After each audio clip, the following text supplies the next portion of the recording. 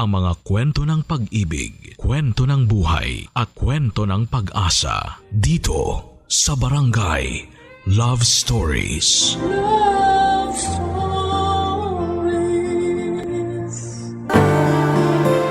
Ang pagkakaroon ng kapatid ay pagkakaroon na rin ng tagapagtanggol. Kaya mahalaga ang mga kapatid lalo na kung sila ay mabait at mapagmahal. Ikaw kabarangay, mabuti ka bang kapatid? Dear Papa Dudut, magandang araw sa inyo at sa mga kabarangay natin na nakikinig sa Barangay Love Stories. Kung hindi ninyo na itatanong ay fan na fan ako ng programa ninyo sa radyo. Nahawaan ko na nga ang kuya adi ko sa pagkahilig sa programa ninyo. Kaya naisip ko na sumulat sa inyo upang ibahagi ang kwento naming magkapatid.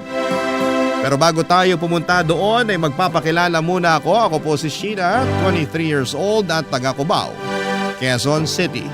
At kakagraduate ko lang sa kursong Information Technology or IT. Nagtatrabaho ako ngayon sa isang private company sa Quezon Avenue. Mag-uumpisa ang lahat nito lang 2024. Around February yon last year. Kami na lang ng kuya ade ko ang magkasama sa buhay matapos naming maulila sa mga magulang. Bali nagrerenta kami ng apartment na may isang kwarto, CR at magkasamang sala at kusina. 10 taon pa lang pagitan ng mga edad namin.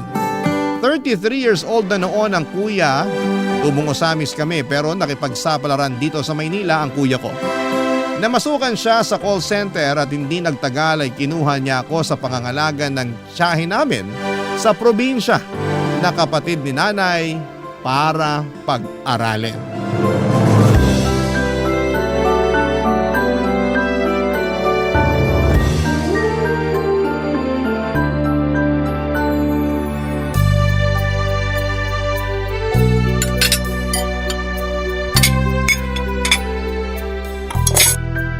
Sheena?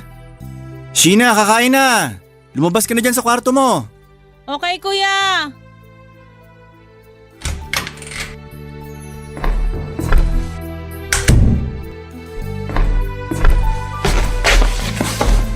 Wow! Sinigang na salmon belly! Oo, alam kong paborito mo yan. Upo na para makakain na tayo. Thank you, kuya. Ang sarap ng hapunan. Walang anuman. Kumusta school? Okay naman, pero nakakapagod. Lalo na yung thesis namin, pero patapos na rin naman kami. Final defense na namin next week, then for binding na. Excited na ako. Excited na rin ako. Malapit ka na makagraduate. Oo nga. Ay, kaya lang, kinakabahan naman ako. Saan? Sa pwedeng mangyari pag nakagraduate na ako. Sabi kasi ng prof namin na iba na raw talaga ang buhay sa real world. Yun bang kapag nakalabas na kami ng eskwelahan, mas mahirap na raw at mas maraming kakumpetensya sa paghahanap ng trabaho. Natatakot ako tsaka kinakabahan. What if hindi ako makasabay sa kanila? Wow. Teka muna. Isa-isa lang, Sheena. Anong isa-isa lang? Marami na ba ako sinabi? Medyo. Kalma ka muna. Gusto ko namang kumalma, pero kinakabahan talaga ako. Kaya nga, kalma ka muna. Tsaka ka nakabahan. Wala ka pa naman dun eh. Wala pa nga ako doon, pero pag naiisip ko na, mas lalo akong kinakabahan. Narinig mo ba tibok ng puso ko? Ang lakas oh! Naiintindihan ko naman yung pinanggagalingan ng kaba mo. Pero hindi mo kailangang matakot. Kaya ka nga may kuya eh. Nandito ako para alalayan at gabayan ka. Lalo na sa pagharap mo sa sinasabi mong real world. Malaki na naman ako, tsaka tagal mo na rin akong inaalalayan. Baka oras na para tumayo naman ako sa sarili kong mga paa. Nando na tayo. Pero habang pipilay-pilay ka pa dahil baguhan ka pa lang sa real world na sinasabi mo, nandito lang ako para tulungan ka. Para saluhin ka pag na out of balance ka. Ewan ko sa'yo kuya, puro ka talaga kalokohan. Kahit puro ako kalokohan, seryoso naman ako sa sinabi kong yan ha. Basta, tandaan mo, hindi mo kailangan mahiya sa akin. Magsabi ka lang pag kailangan mo ko. Kaya nga naging kuya mo ko, di ba? Thank you talaga, pero nahihiya pa rin ako. Bakit ka naman nahihiya? Siyempre, dami mo na kasing sinakripisyo para sa akin. Simula pa lang nung bata tayo, nagtrabaho ka na at lumuwas dito sa Maynila.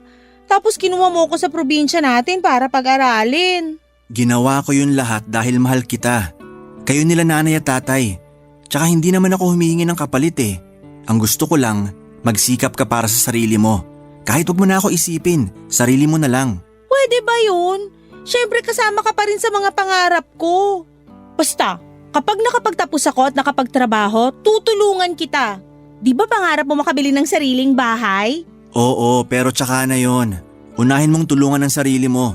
I-establish mo muna sarili mo. Hindi mo naman responsibilidad yung pangarap ko. Lalo alam ko na may sarili ka rin pangarap. Okay na sa akin na tinutupad mo yon. Masaya na ako dun. Thank you talaga kuya. Walang anuman. Sana di ka magsawa sa pagpapasalamat ko. Hindi naman. Pero lumalamig na yung sabaw. Kumain na tayo. Sige, kanina pa nga ako nagugutom. Papa Dudut, 2019 ako dumating sa Cubao at noong sumunod na taon ay nag-enroll ako sa kolehiyo. Kaya lang ay nagkaroon ng pandemic kaya naurong ang class opening ng September imbes na June. Pahirapan din kasi online ang klase namin pero sa awa ng Diyos ay nairaos at mairaraos ko ang pag-aaral ko. Mataas ang pangarap ko sa buhay pero kasama na doon ang maibalik sa kuya ko ang lahat ng mabubuting bagay na ginagawa niya para sa akin. Malaki ang respeto ko kay Kuya Adi, Papa Dudut. Mabait kasi siya, mapagmahal at responsable. Close na talaga kami kahit noong unang beses pa lamang na magkasama kami sa Maynila. At kahit noong nasa Usamis pa lamang kami nakatira. Kaya nga nalungkot ako ng sobra nang mag-decide siyang pumunta sa Maynila para makipagsapalaran. Sobrang hirap din kasi ng buhay namin sa probinsya kaya sinantabi na lamang niya ang pangarap niyang makapagtapos ng pag-aaral. Kaya wala akong ibang hangad ng mga panahong yon kundi ang tuparin ang naudlot na pangarap ng kuya ko na makagraduate sa kolehiyo. Mabilis na lumipas sa mga araw. Napansin ko madalas na may kausap sa chat ang kapatid ko. Tapos may mga pagkakataon pang pangiti-ngiti siya habang nakatitig sa cellphone. Kaya naman na-curious ako, Papa Dudut.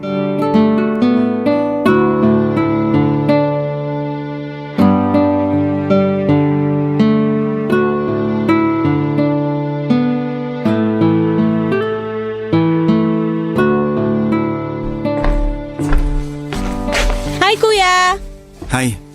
Sino yan ha? Ha? Yang ka-chat mo. Napapansin ko pa naingiti mo dyan sa cellphone mo eh. Huhulaan ko. Babae yan no? Ikaw talaga? Lakas ng radar mo. Sagutin mo na lang tanong ko. Oo, tama ka. Babae nga to. Nililigawan mo? Ha? Hindi. Sus, hindi raw. Sa lapad ng ngiti mong yan. Hindi naman talaga. Magkaibigan lang kami. Diyan naman nagsisimula ang lahat. Pero curious ako, sino siya? Pakilala mo naman sa akin para may idea lang ako kung sino yung babaeng nagpapakilig sa kuya ko. Kilig ka dyan. Di ako kinikilig ah. Astig kaya ako. Astigin mo mukha mo. Sino nga? Katrabaho mo ba? Hindi. Kaya nga sino? Kilala mo na to eh. Talaga? Pero wala akong matandaan na kilala kong babae na nalink sa'yo. Wala nga halos nung naghiwalay kayo nung ex mong si Sarah Lynn eh. Siya nga yun. Si Sarah Lynn? Oo. Teka, tama ba narinig ko? Si Sarah Lynn yung ka-chat mo? Oo, siya nga. At kailan ba kayo nagkaroon ng communication uli? Nitong buwan lang. Nag-chat siya sa messenger ko. Pero late ko na nakita kasi nasa request message pala. Nagbago na rin siya ng Facebook account. Bakit mo naman in-accept? Nakalimutan mo na ba yung ginawa sa'yo ng babaeng yan? Napatawad ko na naman si Sarah Lynn at nagsisisi na siya sa nagawa niya. Ngayon, kinontak niya ako para makipagkaibigan. Lalo ngayon nahiwalay na raw sila ng kinakasama niya. Ano ngayon kung wala na sila? Kumalma ka nga muna, huwag kang sumigaw. Nagulat lang ako. Nakakaloka naman kasi ang si Sarah Lynn. Anong nakakaloka dun? Yung pakikipagkaibigan niya sa'yo porke hiwalay na sila ng tatay ng anak niya. Hindi ako naniniwala. Baka may masamang balak yan. Huwag mo naman pag-isipan ng masama yung tao. Paano di ko pag-iisipan ng masama ginawan ka na niya ng masama? Nakaraan na yon. Sabi ko nga napatawad ko na siya. Ibang klase ka rin kuya. Sinaktan ka niya ng husto nun tapos bilis mo lang siyang napatawad? Kilala mo naman ako, di ba? Hindi ako mapagtanim ng galit sa ibang tao. Tsaka si Saralyn naman to. May pinagsamahan kami. Meron nga at ang tagal nun. Pero pinagpalit ka lang niya sa iba. Di ko naman nakakalimutan yon. Tsaka nakikipagkaibigan lang naman yung tao eh. Malay mo malungkot dahil naghiwalay sila ng kinakasama niya. Wow, sa dinami-dami ng kakaibiganin, dun pa talaga sa ex-boyfriend niya na sinaktan niya ng husto? Kung di ba naman makapalang mukha niyang Saralyn na yan? Sheena, kahit galit ka sa tao, hindi pa rin tama na pagsalitaan mo siya ng ganyan. Hindi ko kasi alam yung sasabihin ko. Nakakainis lang na bigla-bigla na naman siyang babalik sa buhay mo. Nag-aalala lang ako sa'yo. Salamat sa pag-aalala. Pero alam ko naman yung ginagawa ko. Sana nga. Ewan ko na lang sa'yo pag nasaktan ka pa uli ng babaeng yan.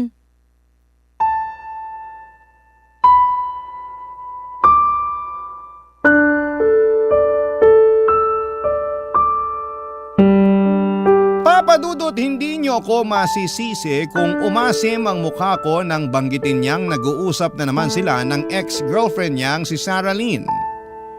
Hindi kasi maganda ang breakup nila, Papa Dudut. 5 years na sila noon nang kuya ko nang mabuntis si Saralyn ng ibang lalaki. Kasal na nga lang ang kulang sa kanilang dalawa na kuha niya pang magpagalaw sa iba at lokohin ang kapatid ko. Taong 2022 sila naghiwalay at nasaksihan ko talaga kung paano nalugmok ng husto si Kuya Adi. Isa pa sa kinaiinis ko kay Saralyn ay 1 taon na pala niyang niloko ang kuya ko. Ibig sabihin may iba na siyang kalandian habang sila pa ng kapatid ko. Katrabaho niya ang tatay ng anak niya sa private company na pinapasukan niya noon. Ang galing din niyang magtago. Tapos nung nagkabukingan na ay sa kanya hiniwalayan si Kuya Adi para makisama sa tatay ng anak niya. May paiyak-iyak pa talaga ang gaga para magmukhang kaawa-awa. Kaya inis na inis talaga ako sa kanya at hiniling ko na sana'y hindi na ulit mag-cruise ang landas nila ng kapatid ko. Kaya lang ay masyadong mapaglaro ang tadhana at ang kapalaran, Papa Dudut. Barangay Love Stories. Barangay Love Stories. Papa Dudut, kung protective sa akin ang kuya ko ay natural na protective rin ako sa kanya bilang kapatid niya. Kahit naman sinong kapatid ay hindi naghahangad na masaktan ng ibang tao, yung mga kapatid nila hindi ba? Kaya nga pinakita at pinaramdam ko talaga kay Kuya Adi ang hindi ko pagsang-ayon sa pag-uusap nilang muli ng ex-girlfriend niya. Araw-araw kong pinapaalala sa kanya ang darkest days niya noong iwanan siya sa ere ni Saralyn. Sabihin niyo ng kontrabida ako sa love story nila pero wala na silang love story na dapat pang ipagpatuloy at balikan. Pero wala naman akong magagawa kung gusto rin ng kapatid ko ang atensyon na nakukuha niya sa babaeng yon. Kahit na ayaw kong makipagkaibigan ulit si Kuya Adi kay Saralyn, lagi ko pa rin nahuhuling kachat niya at kausap sa cellphone ng ex-girlfriend niya. Minsang sinabi ni Kuya na intindihin ko na lamang daw siya at yun naman ang ginawa ko, Papa Dudut. Pero deep inside, nananalangin ako na sana'y hindi mag-workout ang kung anumang namamagitan sa kanila ng mga panahong yon, Papa Dudut.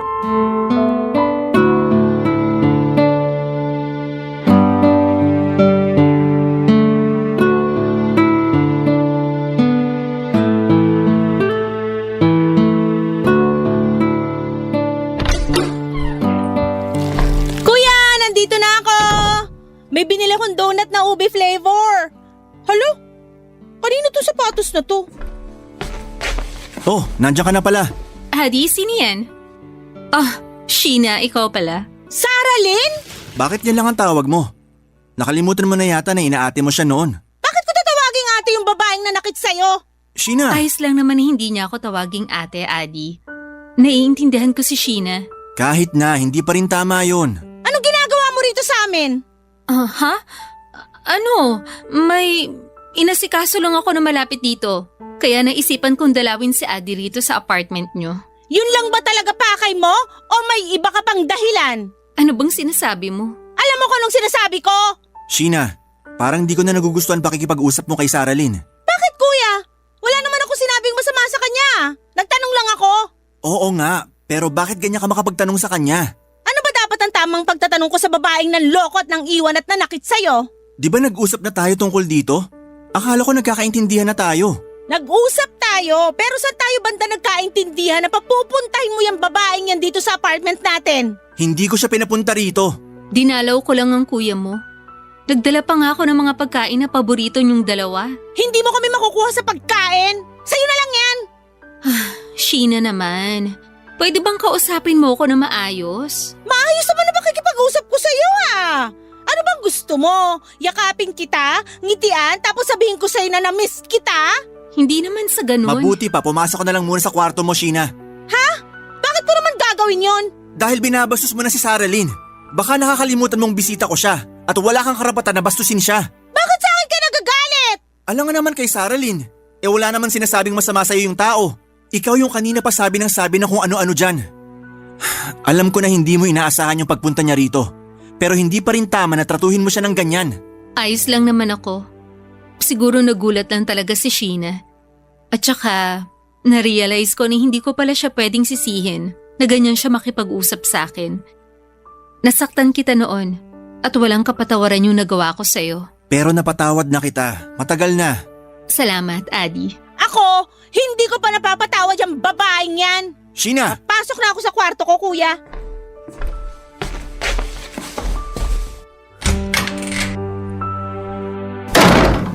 Pagpasensyahan mo na yung kapatid ko.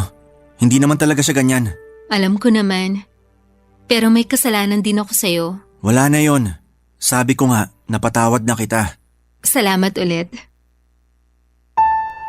Papadudot, gulat na gulat ako nang makita ko si Saralyn sa pamamahay namin ng hapong yon.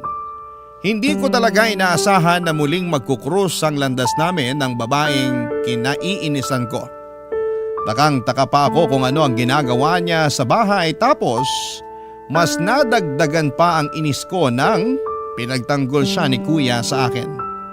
Hindi ko talaga matanggap na mas kinampihan siya ng kapatid ko.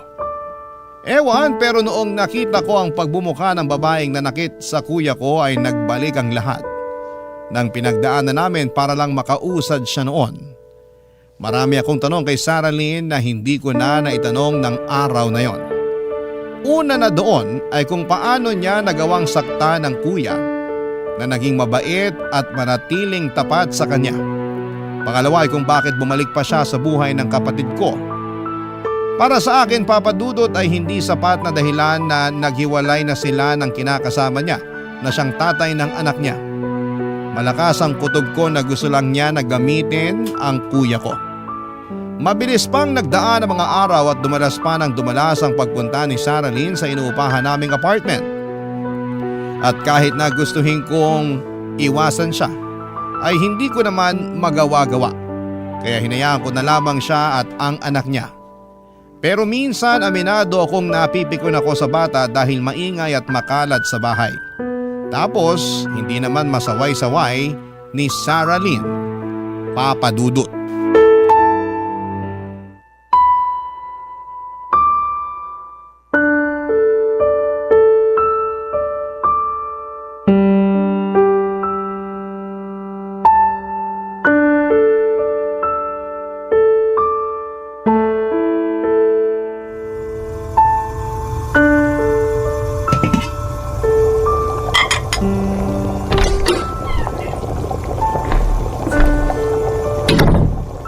Nandito na ako!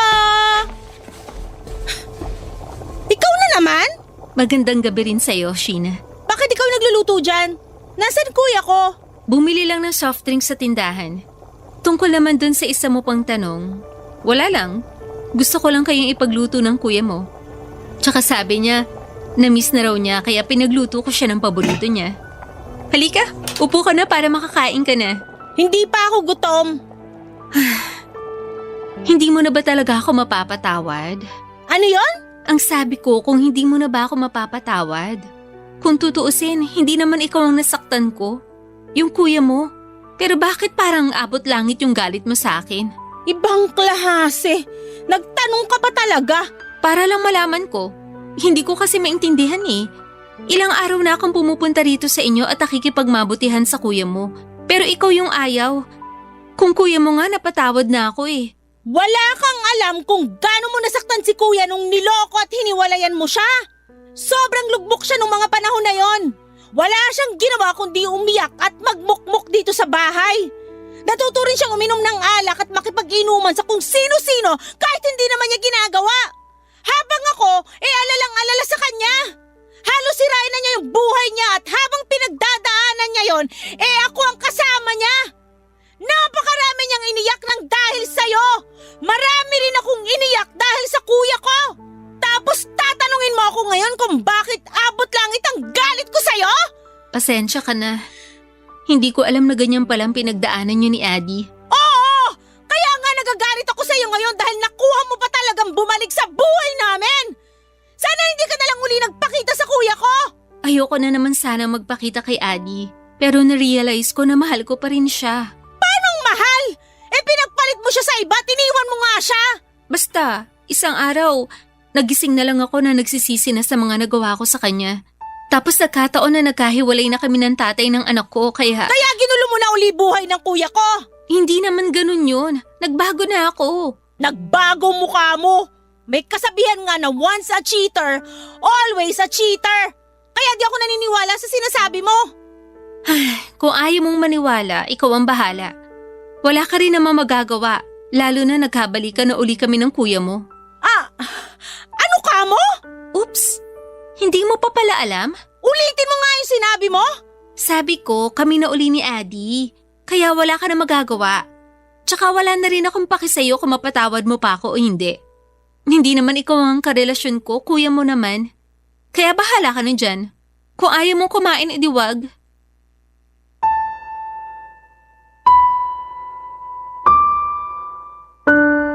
Papa Dudut, hindi ako makapaniwala na nilihim sa akin ng kuya ko na nagkabalikan na sila ni Sarah Lynn. Sa bagay, alam niya na posible akong magalit sa kanya o magtampo. Ayaw ko kasi talaga sa babaeng yon para sa kanya pero alam ko rin naman na sino ba ako para hadlangan ang pag-iibigan nila. Kahit na pinilit kong hindi magtampo sa kuya ko pagdating niya sa apartment nang gabing yon ay hindi ko pa rin nagawa. Hindi ko siya kinausap habang nandon si Sarah Lynn. Pero sa huli ay nagkabati pa rin kami, Papa Dudut. Nung makaalis na kasi si Sarah Lynn sa apartment ay kinausap ako ng kapatid ko upang ipaliwanag sa akin ang lahat-lahat. Sinabi niya ulit kung gaano niya kamahal ang ex-girlfriend niya at kahit na anong gawin niya ay hindi naman daw talaga nawawala yung pagmamahal na yon, Papa Dudut. Bukod doon ay napatawad na raw niya si Sarah Lynn at noong nagkita ulit sila ay gusto niyang magsimula ng panibagong buhay kasama ito at ang anak nito sa ibang lalaki. Dahil sa pag-uusap naming yon ni Kuya Adi ay lumambot naman ang loob ko sa kanya. Sa abot ng makakaya ko ay inunawa ko ang bawat katagang lumabas sa kanyang bibig. Barangay Love Stories. Barangay Love Stories. Papa Dudut, dahil nagkabalikan na sina Kuya Adi at Sarah Lynn, ay madalas nang nakatambay sa apartment namin ang babaeng yon. Wala naman akong magawa dahil kagustuhan din yon ng kapatid ko. Sakto, naka-work from home setup si Kuya at si Sarah Lynn ang nakatoka sa pagluluto ng pagkain namin. Kaso ay nauumay na talaga ako pag nakikita ko silang sobrang sweet na akala mo ay hindi nagkahiwalay dahil may isang nagloko. Hindi niyo ako masisisi kung bakit hindi pa rin ako lubusang masaya para sa relasyon nila ng kuya ko. Kung si Kuya Adi ay nakapagpatawad na pwes ako ay hindi pa. Mabilis na nagdaan ang 2 buwan at tuluyan na ngang binahay ni Kuya sina Sarah Lynn at ang anak nito. Sa sala sila natutulog dahil iisa lang naman ang kwarto ng apartment namin at doon ako natutulog. Walang trabaho si Sarah Lynn kaya kapag sumisweldo si Kuya ay ibinibigay niya lahat ng pera niya sa babaeng yon. Isang gabi ay napansin kong malungkot ang kuya ko. Nag-alala ako kaya kinausap ko siya at doon ko nga nalaman na meron pala silang pinagdadaanan ni Saralyn. Pinagtapat sa akin ang kapatid ko na nagdadalang tawa ang girlfriend niya ngunit hindi na naman siya ang ama. Bali nabuntis lang daw ito ng madalas nitong kausap sa cellphone bukod sa kapatid ko. Nung una ay nalabuan ako kung paano nangyari yon pero sinabi ni kuya na hindi pa rin pala tuluyang nagbago si Saralyn. Niloloko pa rin siya nito kaya abot langit ang galit ko sa babaeng yon. Gusto ko siyang sabunutan at nagkataon na wala sila ng anak nila sa bahay dahil may pinuntahan na hindi namin alam. Kaya nga inabangan ko ang pag-uwi nito. Pero bago ko pa yon magawa ay inawat na ako ni Kuya Adi at nakiusap na huwag ko nang kumprontahin ang girlfriend niya. Kahit na masama ang loob ko sa pakiusap niya ay sinunod ko pa rin siya, Papa Dudut.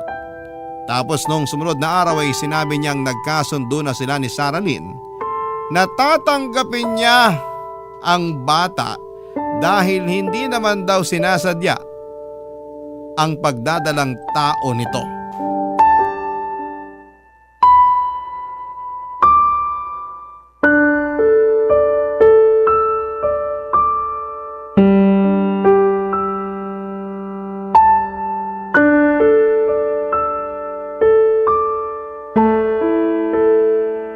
Saralyn naman! Ano bang problema mo, Adi? Kanina ka pa. Para kang batang nagmamaktol. Paano hindi ako magmamaktol? Napapadalas na yung pag-alis mo. O bakit? Wala na ba akong karapatang umalis? Meron, pero saan ka ba pupunta? Pati ba naman yun gusto mo pang malaman? Malamang! Sino ba ako sa buhay mo? Baka nakakalimutan mong boyfriend mo ko. Ay, oo nga pala. Boyfriend nga pala kita. Pero hindi naman ibig sabihin nun pagbabawalan mo na ako sa mga bagay na gusto kong gawin. Hindi kita pinagbabawalan. Gusto ko lang malaman kung saan ka pupunta. Sa mga kaibigan ko, niyaya nila ako magkape. Magkape? Hindi ba masama sa buntis yon? Saan mo naman napulot yan? Hindi masama ang kape sa buntis. Pero sabi ng OB na maselan daw pagbubuntis mo. Baka naman mapano ka niyan pag lumabas ka. Natatakot ako na may mangyari sa'yo at sa baby. Anong palagay mo sa akin, hindi maingat? Saralyn naman. Anong gusto mong gawin ko? Huwag na ako umalis kahit naka-oo na ako sa mga kaibigan ko? Anong nangyayari dito? Dinig na dinig ko kayo dun sa kwarto Pasensya ka na, Sheena. Bakit ka pa kasi sumisigaw, Saralyn? Yan kasing kuya mo Masyado akong kinukulong dito sa pamamahay nyo. Anong kinukulong? Hindi totoo yan. Naniniwala ako kay kuya kasi pansin ko na ilang araw ka na rin alis ng alis. Hindi ka mapirmi dito. Pati anak mo sa amin mo pinapaalaga. Sheena, wala namang problema doon. May problema doon dahil naging pabayang nanay tong babaeng to. Anong pabaya? Hindi ako pabaya. Hindi raw.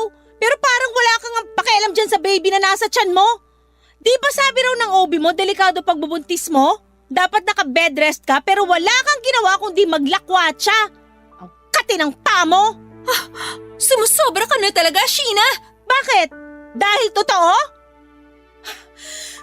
Sabihin mo nga sa amin, saan ka ba talaga pumupunta at laging kating-kati ang paa mo na umalis? Sa mga kaibigan ko nga. Makikipagkita ako sa kanila dahil ang boring dito sa inyo. Sa mga kaibigan mo nga ba? O sa tatay niyang anak mo? Ha? O ano? Gulat ka no? Kasi totoo? Siyempre hindi. Adi, sawayin mo nga yung kapatid mo. Sheena! Bakit kuya? Huwag mo sabihing naniniwala ka sa babaeng yan, nuknukan na sinungaling yan. Tingnan mo nga, harap-harapan ka na naman niyang niloloko. Nakuha pang magpabuntis sa iba habang kayo pa. Alam ko, pero napag-usapan na namin ni Saralyn na aakuin ko ang bata dahil hindi naman daw niya sinasadya. Hindi sinasadya? Na ano? Nalumande? Kailan ka pa magigising kuya? Nuknukan naman loloko niyang girlfriend mo. Tama na! Huwag ka na magsalita! At bakit hindi ako magsasalita? Sige nga! Di ka kasi nakikinig sa sinabi ko. Sabi ko nag-usap na kami ni Saralyn. Aakuin ko ang baby niya. Tsaka wag mo na nga ulit-ulitin na nagloko siya. Wala namang pinanganak na perpekto Pero lahat pwedeng magbago. Ewan ko sa'yo! Masyado ka nang nabulag sa pagmamahal mo sa maling babaeng yan. Kailan ka pa magigising? Paghuli na ang lahat at nalugmo ka na naman uli? Bahala ka na nga! Papadudot, hindi ako makapaniwala na kakampihan ni Kuya Adi si Saralyn kesa sa akin na sarili niyang kapatid. Doon na talaga tuluyang sumama ang loob ko sa kanya na parabang ayoko na siyang makita at makasama sa iisang bubong. Hindi ko matanggap na ganon na lang niya binaliwalang pag-aalala ko sa kanya. Kaya naman dala ng bugso ng damdamin ay umalis ako sa apartment namin at nakituloy sa apartment ng kaklase ko. 2 araw din akong hindi umuwi sa amin at hindi ko rin sinagot ang call and text ni Kuya. Galit ako sa kanya ng mga panahong yon.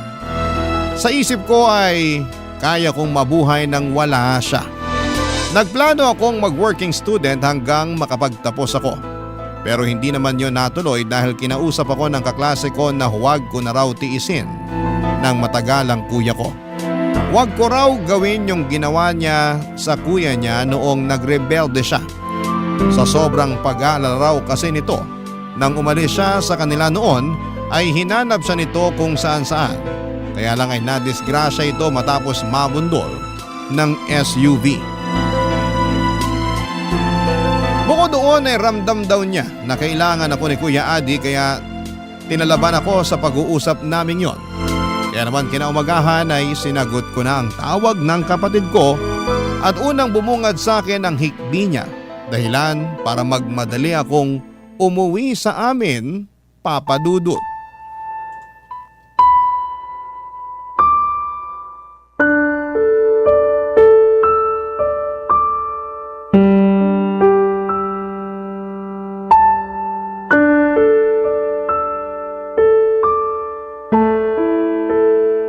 Hindi na talaga ako nagulat na iniwan at niloko ka na naman ng babaeng yun, kuya. Sobrang kati niya. Kaya di na ako nabigla sa ginawa niya. Hindi rin ako makapaniwala. Buong akala ko ayos kami. Pero iniwan niya pa rin ako para sumama dun sa nakabuntis sa kanya. Tama ka nga na yung lalaking yun ang kinikita niya sa tuwing umaalis siya. Akala ko nagbago na siya. Hindi talaga ako naniniwala na nagbago na siya. Baka masyado lang akong uto-uto. Kaya nagpadala ako sa mga sinabi niya. Medyo. Kaya nga nakakainis ka rin eh. Patawarin mo ako, Sheena. Masyado talaga akong nabulag sa pagmamahal ko kay Saralyn. Ewan ko ba naman sa'yo? Napakakapal talaga ng pagmumukha nung Saralyn na yon. Kung tutusin, napakaswerte na nga niya sa'yo, kuya eh. Pinatawad mo siya. Pinatira dito sa atin. Tapos tinanggap mo pa yung anak niya. Sa huli, pipiliin niya pa rin yung nakabuntis sa kanya, di iwanan ka? Grabe! Ibang klaseng babae! Ginawa ko naman lahat. Pero siguro di lang ako sapat para sa kanya. Ginawa mo talaga yung lahat. Pero sabihin mo, masyado lang mapaghanap yung babaeng yon. Sorry ha, pero napakalandi niya. Nalulungkot lang ako. Akala ko magkakaroon na kami ng sarili naming pamilya. Nalulungkot din naman ako para sa'yo. Pero sana sa susunod, hindi na lang sa kanya. Marami pa namang iba dyan na di hamak na mas matino sa Saralyn na yon. Kaya lang syempre, kailangan mo munang kilalanin at kilatisin. Ewan ko. Pagkatapos ng nangyaring to sa akin, parang natatakot na ulit ako makipagrelasyon. Hindi naman lahat katulad ng ex mo eh. At kaya nga ex na siya kasi may dahilan. Saka sabi ko nga, may mga matitinong babae naman dyan. Pero kung hindi ka pa handa pumasok uli sa relasyon, ikaw bahala. Ikaw naman makakapag-decide kung kailan ka magiging handa na talaga. Tama ka. Salamat, Sheena. Oh, salamat naman saan? Kasi umuwi ka. Pinuntahan mo ako rito. Akala ko pati ikaw mawawala na rin sa akin. Sorry din pala dahil masyado ako naging mapusok. Hindi ko na inisip yung pag-aalala mo sa akin kasi nga minahal ko ng husto si Saralyn. Kaya nung iniwan niya ako, pakiramdam ko, mag-isa na lang ako sa buhay. Ay, kuya naman. Hindi ka magiging mag-isa sa buhay. Kasama mo ko. Oo, nakakatampo lang yung nangyaring pagtatalo natin. Pero pinarealize sa akin ng kaklase ko na hindi ko dapat tinitiis ng matagal yung mga taong mahal ko. 2 araw lang akong hindi umuwi dito sa apartment natin pero miss na kita. Miss na rin kita. Buti naman ligtas ka dun sa tinuluyan mo. Nag-alala ko ng husto sa'yo. Hindi ko kasi alam kung saan ka hahanapin. Di mo pa sinasagot yung mga tawag at text ko. Sorry, hindi ko sinasadya na mag-alala ka. Pero hindi rin naman ako gagawa ng bagay na ikakapahamak ko. Sabi ko nga, marami pa akong pangarap. At isa doon ay makapagtapos ng pag-aaral dahil alam kong yun yung pangarap mo para sa akin. Pangarap din yun nila nanay at tatay. Alam ko na kung saan man sila naroroon, proud na proud sila sa'yo. Proud na proud din sila sa'yo dahil kinaya mo kong itaguyod, pag-aralin at pagtapusin. Salamat. Wala yun, kuya. Basta tandaan mo, nandito lang ako para sa'yo. Naniniwala naman ako na magiging okay ka rin, kuya. Naniniwala rin naman ako. Papa Dudut, kahit na muling nasaktan ni Saralyn ang Kuya Adi ko ay pinatunayan ng kapatid ko na pwede pa rin siyang makabangon at magpatuloy sa buhay. Siyempre kasama ulit ako ng kuya ko sa pag-move on niya sa ex-girlfriend niya na wala na kami ng balita. Matapos sumama nga sa nakabuntis sa kanya. Sana lang talaga hindi na ulit sila magkita ni kuya at kung sakali mang mag-cruise muli ang landas nila, ay tuluyan ng mawala na ang nararamdamang pagmamahal ng kapatid ko para sa kanya. Sa kasalukuyan ay graduate na ako at nagtatrabaho na, Papa Dudut. Masaya naman ako sa ginagawa ko at kapag may mga bagay akong hindi alam na i-handle, lalo na kung tungkol sa trabaho at pakikisalamuha sa mga kasamahan ko, ay kay Kuya Adi ako humihingi ng plano. Kung tatanungin ninyo ako kung kumusta siya, nasa mabuting kalagayan ang kapatid ko.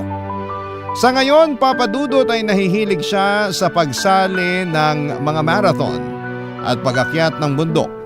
Minsan nga'y sumasama ako para makapag-bonding na rin kami.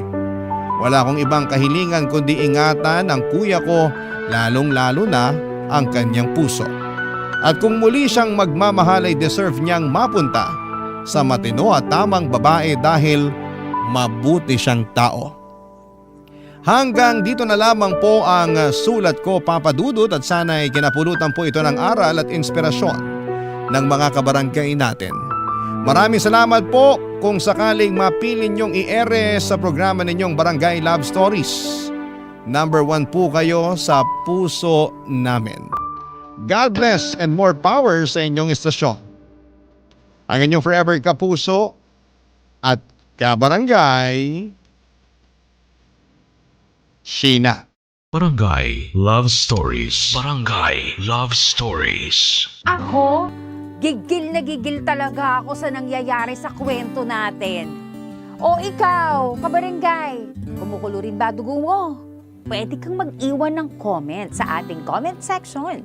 Nagustuhan ng iyong napakinggan? Ituloy yan via live stream sa www.gmanetwork.com/radio.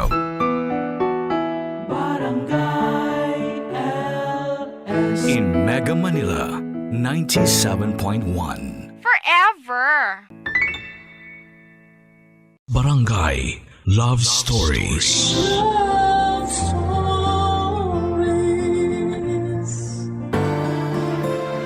May mga taong maamo ang mukha pero may tinatagong masangsang na ugali. At mga mapagpanggap na kagaya nila ay mahirap ibigay ang tiwala dahil anumang oras ay pwede po itong masira. Ikaw kapuso, nagkaroon ka na ba ng kaibigan na sobrang husay magpanggap na mabait siya na tao? Pero ang katotohanan ay iba naman.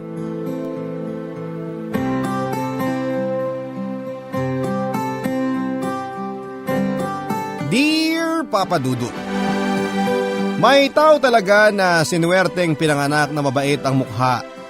Hindi na nila kailangan na mag-effort pa na paamuin ang kanilang mukha para lamang masabi na maganda ang kanilang ugali.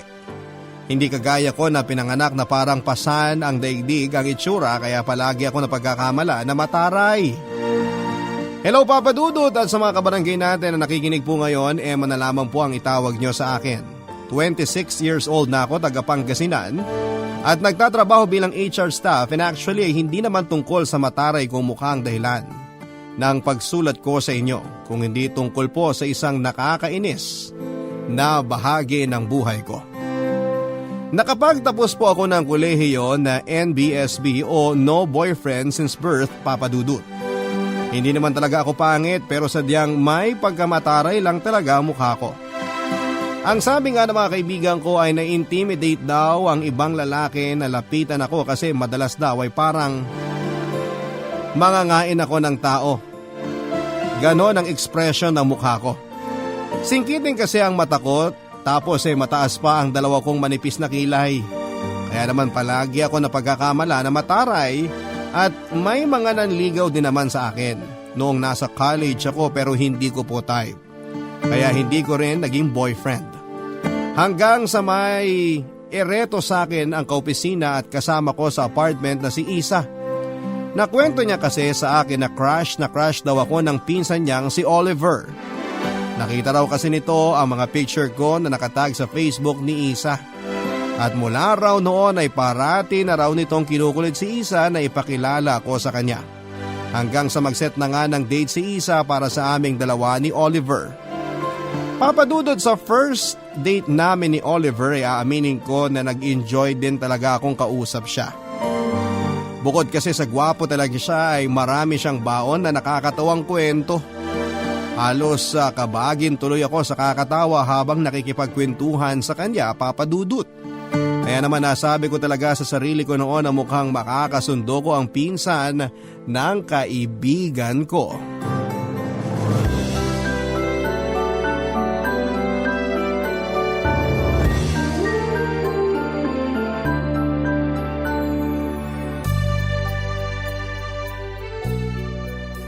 Salamat ulit sa dinner kanina, saka sa paghatid sa akin dito sa apartment. Wala yun. Ako nga ang dapat na mag-thank you kasi pumayag ka sa date natin. Mukha ka namang mabait nung pinakita sa akin ni Isa yung mga picture mo sa Facebook. Talaga? Alam mo, hindi ko talaga in-expect na papayag kang makipag-date sa akin kasi… Mukha akong masungit, tama ba? Sa totoo lang, medyo nga. Pero napatunayan ko na mali pala ang akala ko. Kasi sobrang bait mo at enjoy kang kausap. Sus, binola mo pa ako. Sige na, papasok na ako sa loob. Sigurado ka ba na hindi ka magkakape man lang o juice bago umuwi? Oo, hindi na. Para rin makapagpahinga ka na.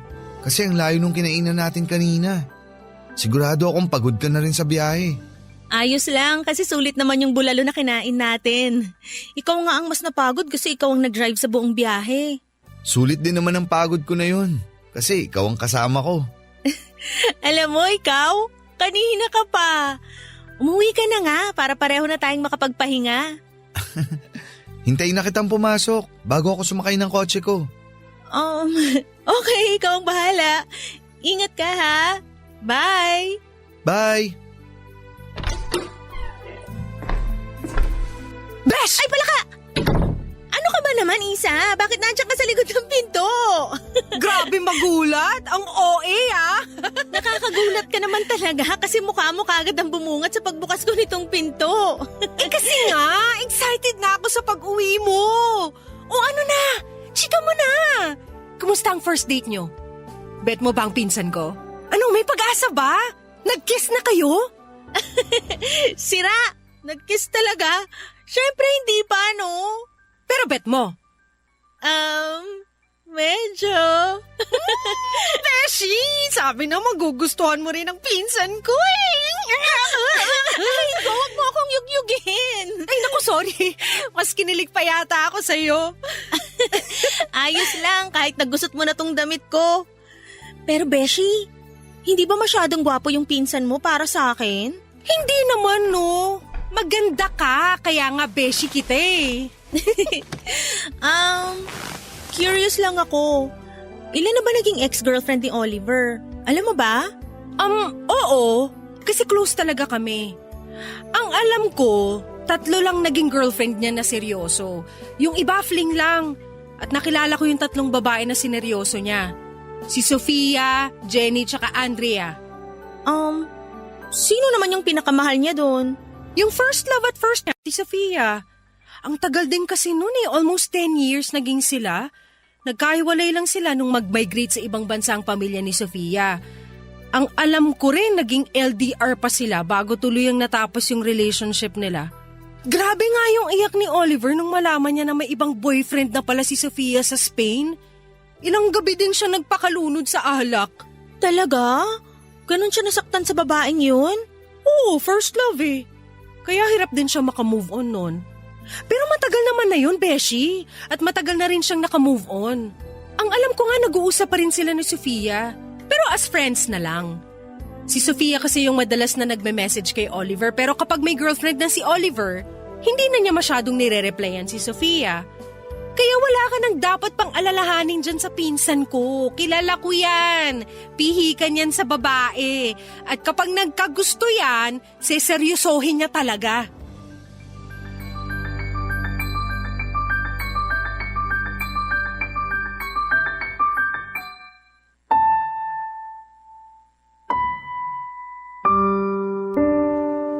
Papa Dudut, kinulit ko pa noon si Isa na ipakita sa akin ang itsura ni Sofia sa Facebook. At dahil nasa friend list niya ito ay nagawa niyang ipakita sa akin ang litrato nito at ng iba pang ex-girlfriend ni Oliver.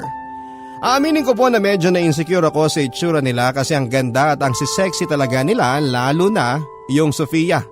Matangkad siya, payat, tapos malaki pa ang kanyang dibdib. Samantalang ako ay maliit ang height ko tapos medyo chubby pa ako. Kung itsura lamang ang pagbabasehan ay wala talaga akong panama kay Sofia. Pero sabi nga ni Isa, parte na lamang ng nakaraan ni Oliver ang first girlfriend nito at wala na akong dapat pang pag-alalahanin pa. Papa Dudut, nagpatuloy na nga ang pagporma at panliligaw sa akin ni Oliver noon. Naging porsigido siya na ipakita sa akin na seryoso siya sa nararamdaman niya para sa akin.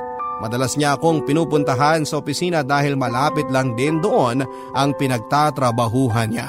At madalas kaming lumalabas kapag wala namang kaming pasok sa trabaho. Dahil sa mga effort niya na yon ay tuluyan na ring nahulog ang loob ko sa kanya, kaya sinagot ko na rin siya, Papa Dudut.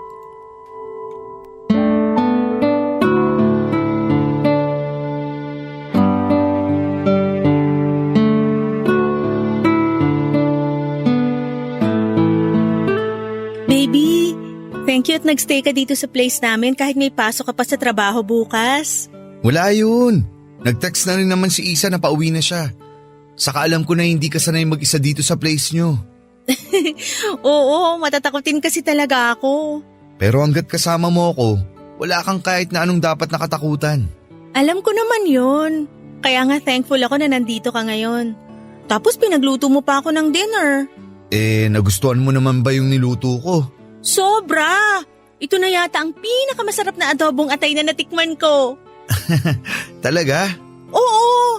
Walang-wala dito yung palagi kong binibili sa kantin ng opisina namin. Ang sarap ng pagkakaluto mo eh.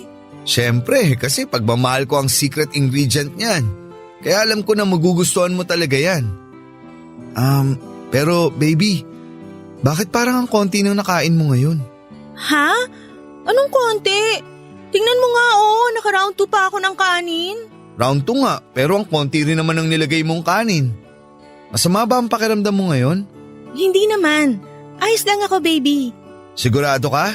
Oo naman. Hindi kasi ako sanay na mahina kang kumain kagaya ngayon. Pakiramdam ko talaga, may sakit ka eh. Grabe siya May sakit ka agad? Hindi ba pwedeng nagda-diet lang? Hindi nga, nagda-diet ka? Oo, bakit parang nagulat ka? Masyado bang hindi ka panipaniwala? Hindi naman sa ganon. Nagulat lang ako. Kasi parang hindi mo naman na kailangang mag-diet. Anong hindi ka dyan? Malapit na ngang maging triple ang bilbil ko dahil sa katabaan eh. Ano naman kung maging triple? Kahit maging 5 o 10 pa yan. Wala akong pakialam. Kasi ikaw pa rin naman yung baby ko. Kahit tumaba o pumayat ka pa. Di ba ang gusto mo sa babae, yung payat saka sexy? Sino namang may sabi sa'yo niyan? Wala lang, hula ko lang. Siguro may kinuwento na naman sa'yo si Isa, no? Yung pinsan ko talagang yun, oh.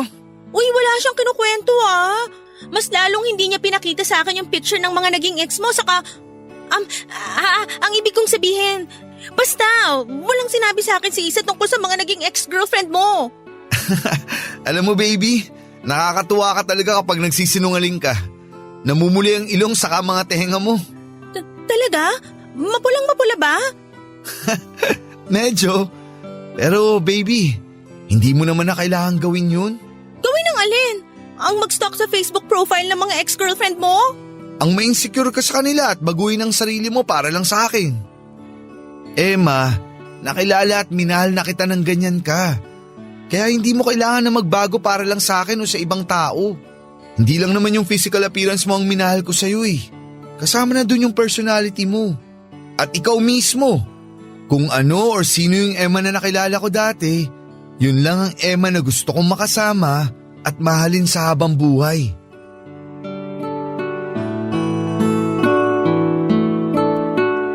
Papadudod sa lahat yata ng mga naging karelasyon ni Oliver ay ako yung pinakamataba. Hindi ko sinasabi na ako yung pinakapangit dahil maganda naman ang mukha ko. Hindi lang talaga ako kasing sexy na mga babaeng pinakita sa akin ni Isa na mga naging girlfriend ni Oliver.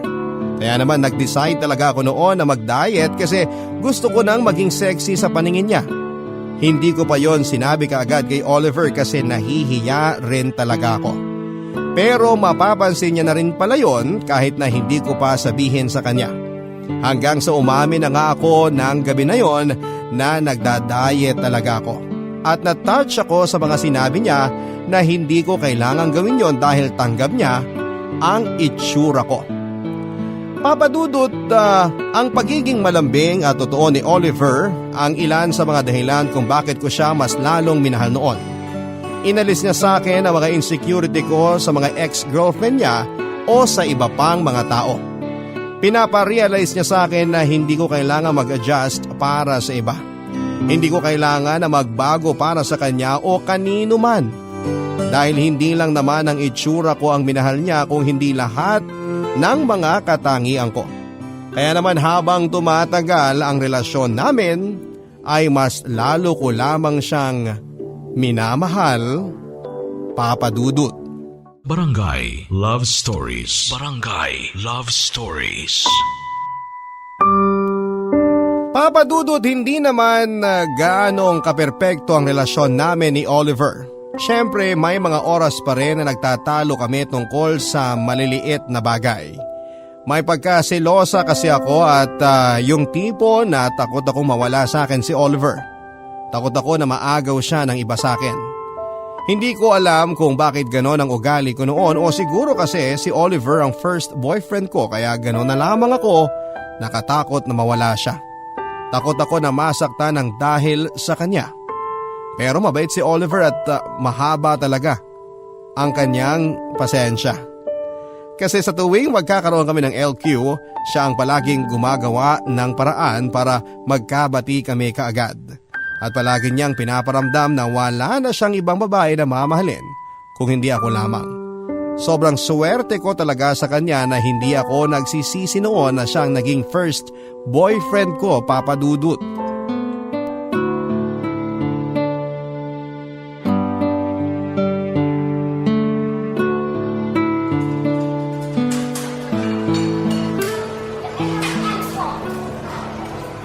Baby, mukhang malapit nang tawagin sa counter yung number para sa mga in-order nating pagkain.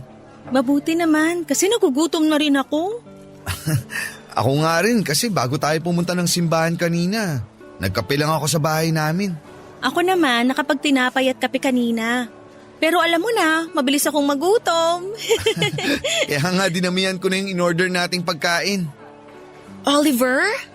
OMG! Ikaw nga! Upo na ako dito Kumusta? It's been a while Sofia? Kailan ka pa nakauwi dito sa Pilipinas? Nung isang araw lang. Hindi lang talaga ako nagpo-post sa Facebook kasi gusto kong isurprise yung lola ko na nandito sa Pilipinas. Oh, ano nga? Kumusta ka na? Ayos lang naman ako. Ikaw, kumusta ka?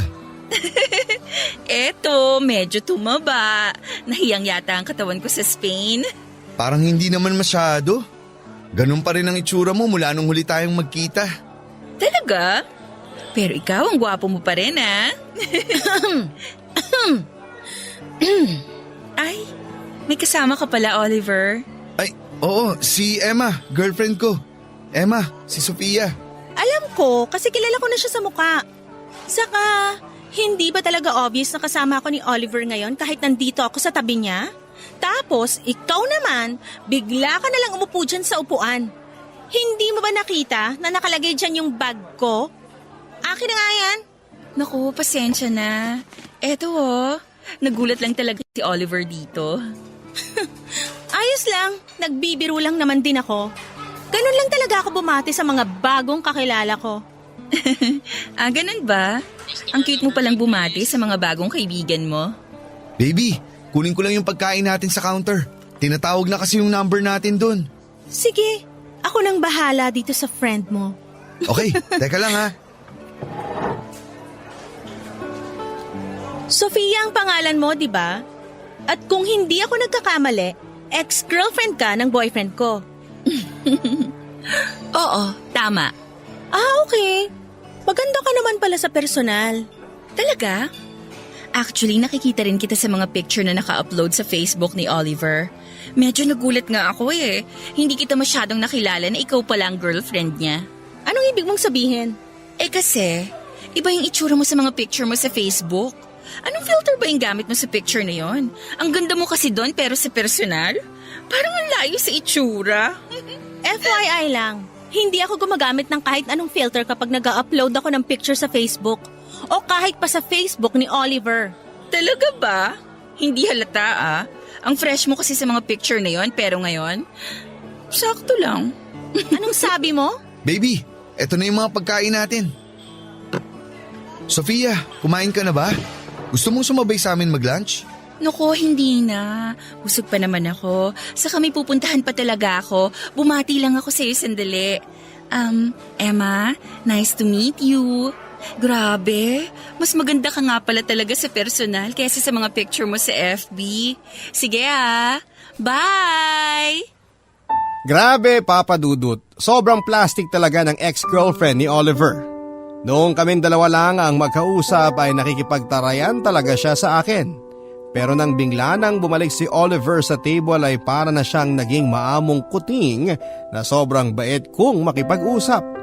Sobrang inis talaga ang naramdaman ko noon kasi halos nilalait niya na ang itsura ko. Tapos hindi ko man lang naipagtanggol ang sarili ko sa mga sinabi niya.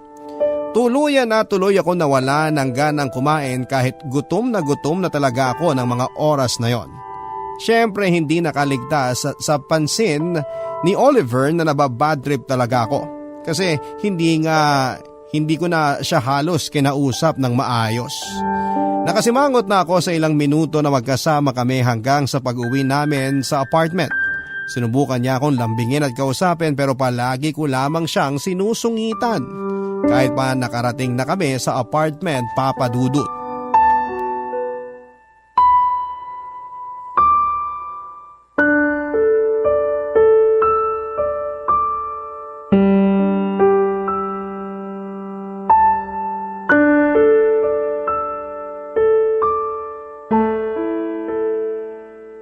Sige na, salamat sa paghatid sa akin.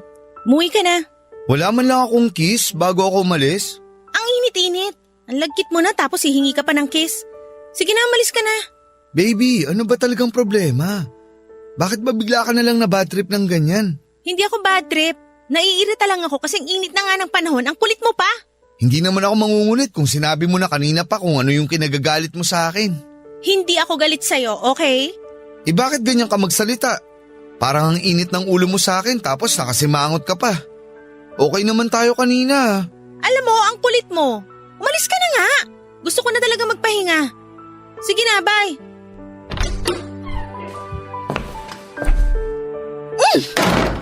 Oh, anyari? Bakit parang gusto mo namang sirain yung pinto ng apartment natin? Hindi naman. Napalakas lang yung pagsara ko. Pasensya na. Nasaan pala si Oliver? Akala ko manonood tayo ng movie pagkatapos niyong magsimba at kumain sa labas.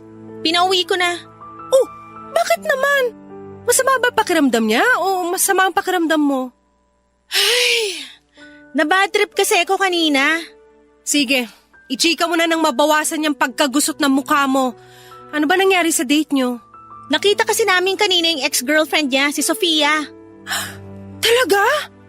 Nandito na pala ulit siya sa Pilipinas? Oo, at nagkakilala na nga kami kanina. Ang plastic ng bilat na yon, nakakainis. Paano mo naman nasabi na plastic siya? Kasi nung kaharap niya si Oliver, sobrang bait ng mukha niya. Para siyang kuting na maamo ang mukha. Tapos nung umalis si Oliver para kunin sa counter yung pagkain namin, ayun, nilait-lait na ako ng plastikada na yon. Kesyo sa mga picture sa Facebook lang daw ako maganda. Tapos tinanong niya pa ako kung anong filter ang gamit ko. Hindi ba nakakainis yun? Oh, bakit ka naman tumatawa dyan? Naiinis na nga ako dito tapos parang nang-aasar ka pa dyan. Kasi naman, nakakatawa yung itsura mo ngayon. Halatang inis na inis ka talaga sa kanya. Nakakainis naman kasi talaga yung ugali niya. Napaka-plastic. Naiinis ka ba talaga sa mga sinabi niya? O dahil alam mo na first love at ex-girlfriend siya ng boyfriend mo? Siguro, lahat na yon. Basta, naiinis ako sa kanya. Bukod sa sinabi mo na tinarayang ka niya, wala ka nang dapat na ikainis kay Sofia. Kasi matagal na silang break ni Oliver. Kaya sigurado ko na nakamove on na yung pinsan ko sa kanya.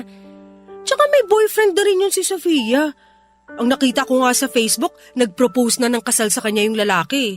Kaya wag ka nang ma-insecure sa babae na yun. Hindi naman ako nai-insecure sa kanya. Weh, hindi nga. Oo nga. Kasi hindi naman pala talaga siya ganun kaganda sa personal. Makapal lang talaga siya maglagay ng makeup, pero makapal pala ang labi niya at malaki ang ilong niya. Grabe makalait ah. O sige, ganito na lang. Basta wag ka nang matakot na baka maagaw pa niya si Oliver sa'yo. Maniwala ka sa akin. Ramdam ko na mahal ka ng pinsan ko at hindi ka niya ipagpapalit sa iba. Papa Dudut, matagal ko na rin namang kaibigan si Isa at alam ko na hindi niya yon sinasabi para lamang ipagtanggol ang pinsan niyang si Oliver. Alam ni Isa na takot din talaga akong magka-boyfriend noong una dahil takot akong masaktan. Kaya sigurado ako na hindi niya hahayaan si Oliver na gawin yon sa akin. Ang swerte ko nga kasi may mapagmahal na akong boyfriend tapos ay may very supportive pa akong best friend. Nang araw na yon ay nagkaayos din naman kami ni Oliver dahil bumalik siya sa bahay kinagabihan, Papa Dudut. Hindi raw kasi siya sanay na natatapos ang araw na hindi kami nagkakaayos. Doon ko na inamin sa kanya na si Sofia talaga ang dahilan kung bakit ako na bad trip ng araw na yon. At sinabi niya sa akin na wala raw akong dapat na ipag-worry o ika-bad trip tungkol kay Sofia. Magkaibigan na lamang daw sila at hindi niya ito babalikan hindi lang dahil sa may boyfriend na si Sofia kung hindi dahil ako na raw ang nag-iisang pinakamamahal niya, Papa Dudut. Barangay Love Stories. Barangay Love Stories. Papa Dudut, kahit na alam ko na faithful si Oliver sa akin at sa relasyon namin ay hindi ko pa rin maiwasan na maparanoid.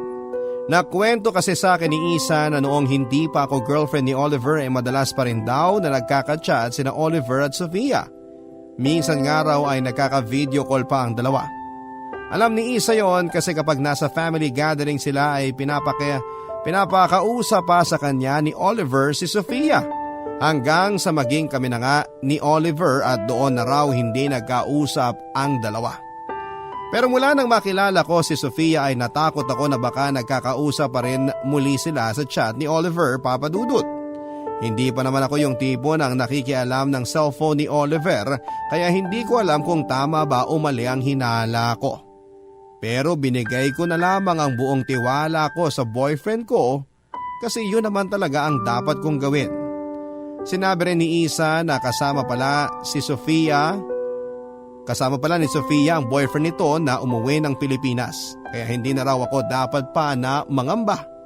Hanggang isang araw na magkasama kami noon ni Oliver sa place niya. Tumawag si Sofia sa kanya. Medyo nakaramdam kagad ako ng inis pero ang ginawa ni Oliver ay sinagot niya ang tawag at ni loudspeaker para marinig ko ang pag-uusap nila. Hindi niya sinabi kay Sofia na magkasama kami kaya naman lalong kumapalang mukha ng plastikada na yon na sabihin sa boyfriend ko kung pwede ba silang magkita at magkausap. Nag-away daw kasi sila ng boyfriend niya at kailangan ito ng makakausap. Sumagot si Oliver na hindi siya po pwede at sinabi na lamang na sana ay magkaayos na si Sofia at ang boyfriend nito. Papadudot pagkatapos nilang mag-usap ay sinabi ko kay Oliver na baka mas dapat niyang puntahan si Sofia, lalo na at baka sa boses nito ang pag-iyak. Nagulat siya sa suggestion ko. Pero mas nagulat siya nang sabihin ko na dalawa kaming pupunta kay Sofia. Ayaw niya noong una pero wala siyang nagawa nang maging mapilit ako na pareho kaming pumunta sa sinasabing restaurant ni Sofia kung saan ito maghihintay sa kanya, Papa Dudut.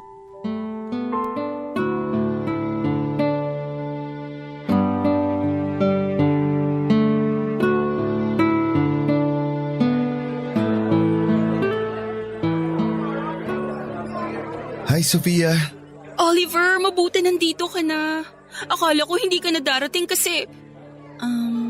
kasama mo si Emma? Ay hindi! Imagination mo lang ako na bigla ring maglalaho mamaya. Sorry, nagulat lang ako na kasama ka pala ni Oliver. Ayos lang. Eto naman, hindi na mabiro. Baby, pwede ka nang umorder ng pagkain natin tapos balikan mo na lang kami ni Sofia dito. Ha? Anong ha? Uulitin ko pa talaga kahit Tagalog naman yung sinabi ko? Ang mabuti pa siguro, umalis na lang ako. Hindi, huwag kang umalis. Kailangan mo ng kausap, di ba? Kaya nga nandito kami ng boyfriend ko para i-comfort ka. Emma, siguro nga mas okay kung umalis na lang din tayo. Oh, isa ka pa. Nag-usap na tayo kanina, di ba? Huwag kang mag-alala, tutuparin ko ang pangako ko. Hindi ako manggugulo dito. Kaya umorder ka na ng pagkain natin at ikaw naman, Sofia, mag-uusap tayo, okay? Ay, sige, pupunta muna ako ng counter. Basta yung usapan natin ha. Oo nga. Kilala mo naman ako. Hindi ako basta nananampal ng babae, puwera na lang kung malandi. Okay, alis muna ako.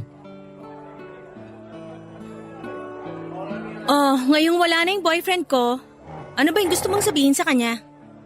Ay, Emma, ayokong maging bastos. Pero kaya si Oliver ang tinawagan ko kasi gusto ko na sa kanya ko sabihin ang problema ko. O bakit? Eh di ba dapat mga babae ang nagdadamayan? Kaya sa akin mo na yan sabihin. Dali na, magaling ako mag-advise, promise. Alam mo, dapat kanina pa talaga ako umalis kasi wala rin naman akong mapapala dito. Wala ka talagang mapapala kasi hindi ko hahayaan na magkaroon ka ng chance na landiin ang boyfriend ko. Ha? Landiin? Wala pa nga akong ginagawa. Natatakot ka na kaagad? Matakot ka kapag iniwan ko na ang boyfriend ko para bawiin si Oliver sa'yo. So sa'yo na nanggaling. Wala ka pang ginagawa. Kaya ibig sabihin, may plano ka talaga. Bakit? Takot ka na kaagad na mangyari yon? Takot ka na iwanan ka ni Oliver para sa akin? Alam mo, ang kati mo rin talaga, no? May boyfriend ka na tapos gusto mo pa talagang landiin ang boyfriend ko? Bakit ba hindi ka na lang mag-move on? Eh ikaw, bakit ba takot na takot kang maagaw ko si Oliver sa'yo? Kasi alam ko yung mga galawan mo na yan. Pakunwari ka pang mahinhin ka kapag harap mo si Oliver, pero mas masahol pa sa higad yung kakatihan mo. Hindi ka ba talaga nakukontento sa boyfriend mo? Ano bang akala mo sa sarili mo? Naka-avail ka ng promo na buy one boyfriend and get one free? Ang kati mo, Sofia! Ang landi-landi mo! Ang kapal ng mukha mo! Bakit mo ako sinampal? Masyado na kasing matabil yung dila mo. Akala mo kung sino ka maganda? Alam mo, kung iniisip mo talaga na aagawin ko si Oliver mula sa'yo, pues, tama ka. At sigurado ako na konting drama ko lang sa kanya, ako ang pipiliin niya. Kasi akong first love niya, ang first kiss niya, at ang first sa lahat. Kaya ako pa rin ang babalikan niya. At huwag kang umasa na isang tabatsoy na kagaya mong pipiliin niya. Sabi na nga ba, tama ang hinala ko eh! Malandi ka talaga! Ang landi-landi mo! Aray! Aray ko, bitawan mo mo! Eba! Talaga kitang malandi ka! Siguraduhin ko na hindi ka na makikilala ni Oliver o ng boyfriend mo! Higat ka! Bitawan mo na si Sofia, ano ba? O, ayan! Oliver, ano ba talagang problema ng girlfriend mo sa akin? Bigla na lang niya akong sinampal at sinabunutan. Wala naman akong kahit na anong sinasabing masama sa kanya. At hindi ka lang pala talaga malandi? Sinungaling ka pa? Ikaw ang unang nanampal! Pinagtanggol ko lang ang relasyon namin ni Oliver sa kakatihan mong babae ka! Oliver, huwag kang maniwala sa kanya. Nagsisinungaling ang girlfriend mo. Nakita mo naman ang ginawa niya sa akin, di ba? Gusto pa niya akong kalbuhin? Ang galing mo rin talagang umarte, ha? Pang best actress! Kaya tototohanin ko na talagang pagkalbo ko sa iyong malandi ka! Emma, tama na sabi! Oliver, nagsasabi naman ako ng totoo! Yang babaeng yan talaga ang nauna at sinabi niya mismo Sabi na... ng tama na eh! Hindi ka ba nahihiya? Pinagtitinginan na tayo ng mga tao dito! Ayusin mo na nga yung sarili mo! Aalis na tayo! Papa Dudut, grabe ang inis ko noon dahil sa pagsisinungaling na ginawa ni Sofia. Imagine ha, hindi naman talaga ako ang unang nanampal tapos bigla na lamang niya akong itinuro na unang nanakit sa kanya. Ang mas malala pa doon nang bumalik si Oliver ay umarte pa talaga siyang umiiyak na parang aping-api ng mga oras na yon. Bigla namang nawala yung mataray na Sofia na bigla na lamang akong inaway. Doon talaga ako mas nanggigil at yun ang gusto kong ipaalam kay Oliver na hindi talaga mabait si Sofia at sobrang sama ng ugali nito. Kaya lang hindi na niya ako pinakinggan pa, Papa Dudut. Umalis na nga kami ni Oliver sa lugar na yon at kahit bayad na, ang mga in-order niyang pagkain ay hindi na niya kinuha pa yon. Pinagtinginan na rin kami ng mga tao kaya halos hilahin na niya ako papunta ng sasakyan. At sa buong biyahe namin pauwi ng apartment ay naging tahimik lamang siya. Sa totoo lang, kahit paano ay natuwa ako kasi nagawa kong saktan si Sofia. Nagawa kong gumante sa mga panlalait niya sa akin.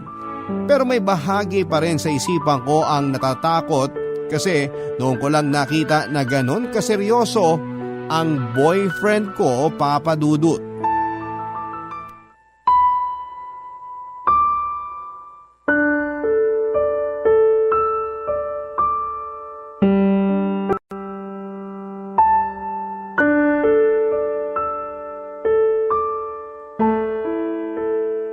Magpahinga ka na. Bukas na lang tayo mag-usap. Kailangan natin pag-usapan ngayon to. Emma, makinig ka na lang muna sa akin. Parehong mainit ang ulo natin. Kaya sa tingin ko, kailangan muna natin magpahinga. Bukas na natin pag-usapan to kapag malamig na ang mga ulo natin. Pero gusto kong marinig mo mismo kung ano talagang nangyari. Hindi talaga totoo yung mga sinabi ni Sofia kanina. Nagsisinungaling siya. Kailangan na natin pag-usapan ngayon to. Tapos ano, magsisigawan na naman tayo. Hindi ka na naman makikinig kagaya ng nangyari sa restaurant kanina. Emma, pumayag ako na mag-usap kayo ni Sofia kasi pinanghawakan ko yung sinabi mo na hindi ka gagawa ng gulo. Pero anong ginawa mo kanina? Inaway mo siya tapos ayaw mo pang magpaawat. Pero hindi naman talaga akong nagumpisa ng gulo. Siya ang naunang nanakit. Kita mo na yan? Kaya ayoko mag-usap tayo ngayon kasi magsisigawan na naman tayong dalawa. At hanggang ngayon, ayaw mo pa rin magpaawat. Bakit ba parang siya ang kinakampihan mo? Wala akong kinakampihan sa inyong dalawa. Eh bakit parang hindi ka naniniwala sa akin? Bakit parang pinapamukha mo na ako ang nagumpisa ng gulo kanina? Hindi naman sa ganun. Kilala ko lang si Sofia. Hindi siya basta magagalit ng walang malalim na dahilan. Eh bakit ako? Hindi mo ba ako kilala kaya hindi ka naniniwala sa akin, Oliver? Hindi ako sinungaling kagaya ng Sofia na yon. Hindi mo nga alam na biglang na lang nagbabagong ugali ng ex-girlfriend mo tuwing umaalis ka at iniiwan mo kaming dalawa. Sinabi niya sa akin kanina na bala kanyang agawin sa akin. Na willing siyang iwanan ng boyfriend niya para sa'yo. At sigurado raw siya na sasama ka sa kanya kasi mas mahal mo siya kaysa sa akin. Emma, pwede ba? Pati ba naman ang bagay na yan gagawan mo palang kwento? Hindi nga ako nag-iimbento lang ng kwento. Bakit ba ayaw mo akong paniwalaan? Gusto ka pa ng Sofia na yon. Balak kanyang agawin sa akin. Hindi mo ba talaga nararamdaman yon? Pero hindi niya na nga ako maaagaw sa'yo. Dahil ikaw na ang girlfriend ko ngayon. Kaya huwag ka nang bumalik sa nakaraan. Mag-move on ka na sa kanya. Grabe! Ang dali para sa'yo na utusan ako na gawin yan kasi wala ka sa sitwasyon ko ngayon. Emma, yun naman kasi talaga ang kailangan mong gawin. Mas lalo lang tayong gugulo dahil dyan sa inaasal mo. Si Sofia, nakaraan ko na lang siya. At kung may iba ka pang pinagseselosan ng mga ex ko, please lang, itigil mo na. Kasi masyado ka ng paranoid. Masyado ka nang nai-insecure at nagseselos ng wala namang dahilan. Masisisi mo ba ako kung bakit ganito ako? Palibasa, hindi ikaw yung natatakot na mawalan ng karelasyon. Hindi naman ako mawawala sa'yo. Bakit ba kasi yan ang iniisip mo? Kasi nga, ang dami ng babaeng dumaan sa'yo. Ang dami mo nang nakarelasyon pero ako, ikaw pa lang. Ang dami mong pwedeng ikumpara sa akin. Kaya hindi ko maiwasan na ikumpara rin ang sarili ko sa kanila. Na hindi mo nga dapat ginagawa kasi wala namang dahilan. Kaya ka nakakaramdam ng takot na baka mawala ako sa'yo dahil dyan sa ginagawa mong pagkukumpara na yan. Masisisi mo ba ako kung nararamdaman ko to? Oliver! Alam mo naman na ikaw ang first boyfriend ko. Kaya hindi mo maalis sa akin ang makaramdam ng takot sa mga babaeng dumaan sa buhay mo. Pero wala na akong magagawa sa part na yun dahil naging parte na sila ng buhay ko. Pati si Sofia, siya ang first girlfriend ko. Pero hindi ibig sabihin nun, siya lang ang pwedeng mali ng puso ko. Kaya please lang Emma, mag-move on ka na sa mga ex ko. Ako na ang nagsasabi na iba ka sa kanilang lahat dahil ikaw ang pinakaminahal ko. Pero si Sofia pa rin ang first girlfriend mo at first sa lahat. Ang tagal mo nga bago naka-move on sa kanya, di ba? At naiinis ako na hindi lang dahil sa ex mo siya, kung hindi dahil sa sinungaling at plastic siya. At sigurado ako na anumang oras, pwede siyang gumawa ng paraan para maagaw ka niya sa akin. Pero hindi ka pa rin naniniwala sa mga sinasabi ko. Hindi mo naman kasi kailangan na ipagpilitan na totoo yung mga sinasabi mo. Emma, ikaw ang girlfriend ko ngayon at nag-iisang babae na gusto kong makasama sa habang buhay. Ikaw lang talaga yun. Kaya tigilan mo na ang pagkukumpara sa sarili mo sa ibang tao. At ito lang hihilingin ko. Bigyan mo naman ako ng kahit konting tiwala lang. Kahit konti lang, Emma.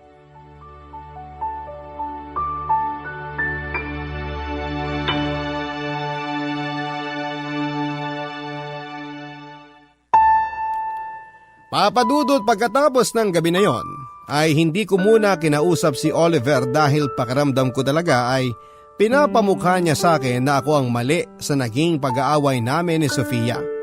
Mabuti na lamang at hindi rin ako kaagad na sinukuan ni Oliver. Nag-effort pa rin siya na suyuin ako at ayusin ang relasyon naming dalawa.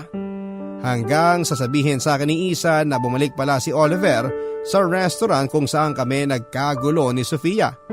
Nag-request siya na makita ang CCTV footage ng gabi na pumunta kami doon. Mabuti na lamang at may kakilala si Oliver sa staff doon kaya napagbigyan kaagad ng request niya. At doon daw ay nakita ni Oliver kung sino ang unang nanakit sa amin ni Sofia. Kaya naman ang mapatunayan niya na nagsisinungaling talaga si Sofia, kagaya ng sinabi ko ay nag-doble effort siya para magkaayos kaming dalawa. Papadudot na lamang ko rin mula kay Isa na kinumpronta na ni Oliver si Sofia. Sinabi niya sa ex-girlfriend niya na huwag na raw sana siyang idamay sa gulo ni Sofia at ng boyfriend niya. At tigil-tigilan na ang pagpaparamdam at pagme-message sa kanya. Hindi nagtagal ay nabalitaan ko rin mula kay Isa na tuluyan na rin pong naghiwalay si Sofia at ang boyfriend nito. Nalaman kasi ng boyfriend ni Sofia ang pakikipaglapit na ginagawa nito sa boyfriend ko. Lahat ng yon ay sinabi sa akin ni Isa. At ayoko mang maging masama, naisip ko noon na deserve niya ang lahat ng mga nangyari sa kanya.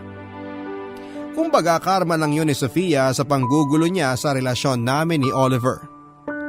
Doon ko na tuluyang napatawad si Oliver at muli na kaming nagkaayos, papadudot. Natutunan ko na rin kasi noon na magtiwala ng totoo sa kanya, pati na sa sarili ko.